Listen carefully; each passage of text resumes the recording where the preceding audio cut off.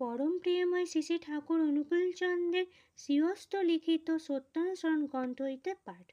অনুভূতির দ্বারা যা জানা যায় তাই জ্ঞান, জানাকেই বেদ বলে।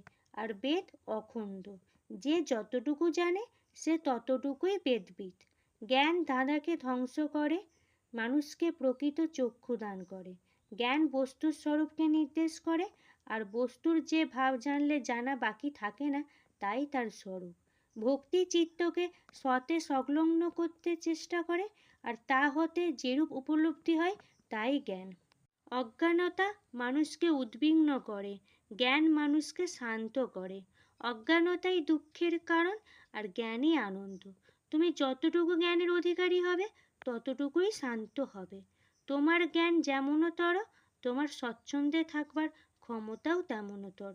জয় গুরু। পরম প্রিয়ময় শ্রী শ্রী ঠাকুর অনুকূলচন্দ্রের নারীর নীতি গ্রন্থ হইতে পাঠ। শ্রুতিকা গৃহের বৈশিষ্ট্য। নজর রাখিও, শ্রুতিকা ঘরখানি যেন রোগবিহীন, পরিশুদ্ধ, বায়ুপূর্ণ, উপযুক্ত, তাপ সংযুক্ত, পরিচ্ছন্ন ও খটখটে হই।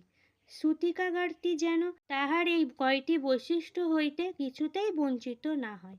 শিশু ও প্রসূতি ইহাতে উভয়েরই মঙ্গল। তাই পরিবার পরিজন কষ্ট দুশ্চিন্তার হাত হইতে ইহাতে বেশিরভাগ নিষ্কৃতিই পাইবে।